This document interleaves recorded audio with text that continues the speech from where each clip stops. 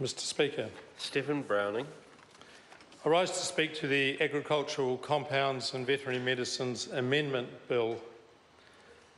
The colleagues have waxed lyrical on the need for safety and training and some sort of reliance on the regulatory authorities for getting it right around the safety of these chemicals. I note that Damien O'Connor said some of them will become unwanted over time. Of course they'll become unwanted because they are patently dangerous. They're patently risky for the community, for the workers and for the environment.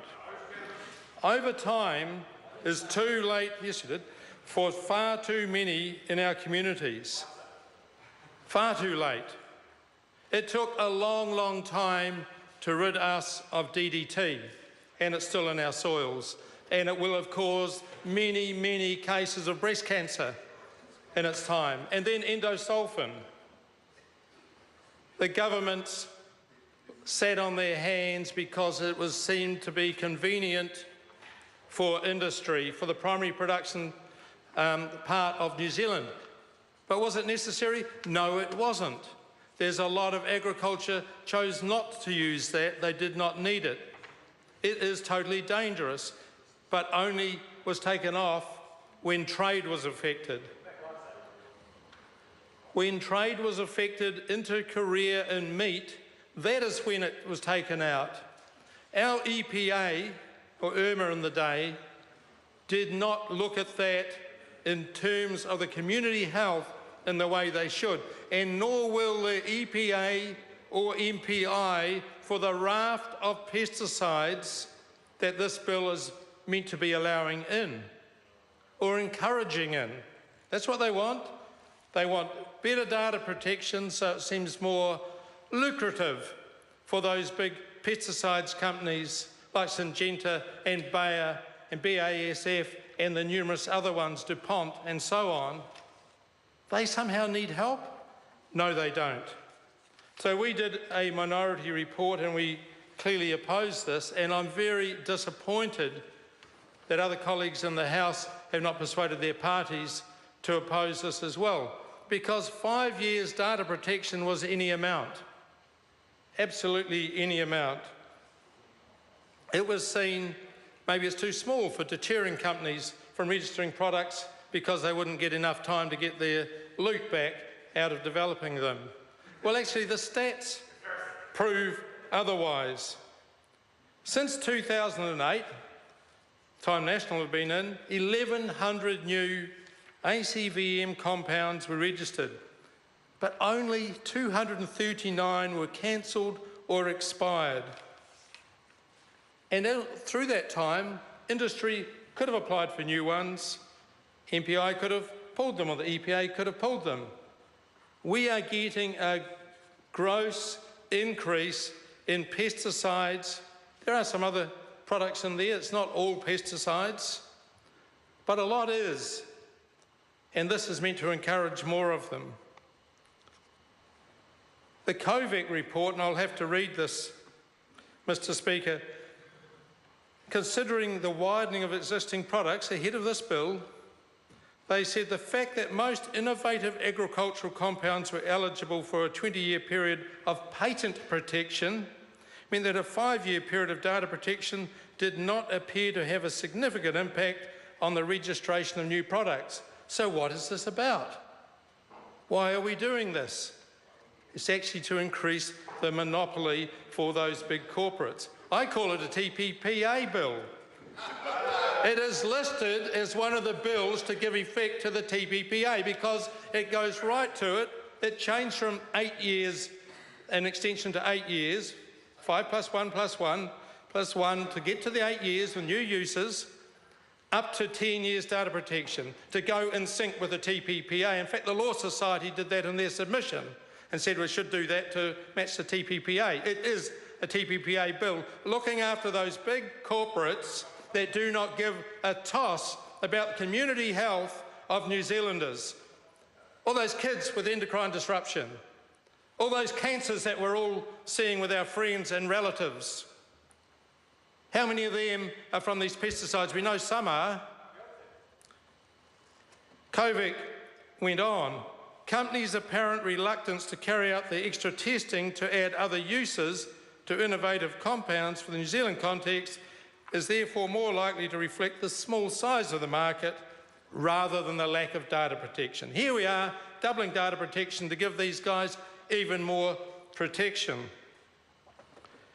We think it will lead to more monopoly by the large companies.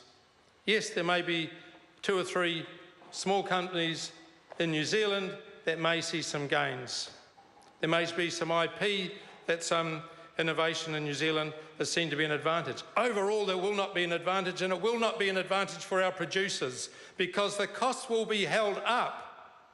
Less competition, costs will be held up. If they want to go down the pesticide route, they will still be paying more for their pesticides because of the monopolistic outcome of this bill. MPI's regulatory impact statement focused on the cost of new innovative or non-innovative products to the market, to the users. It in no time reflected on the real externalities of these pesticides.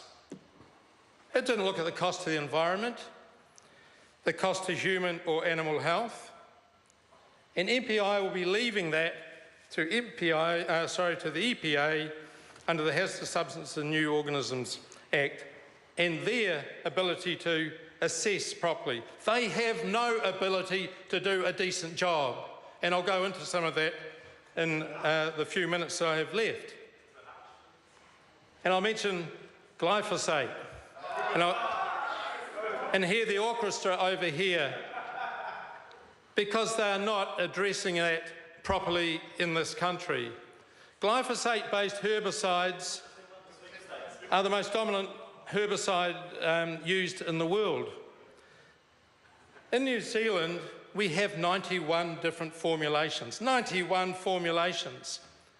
And I cannot find out what the adjuvants are, those stickers, those penetrants, and whatever are in those because of data protection.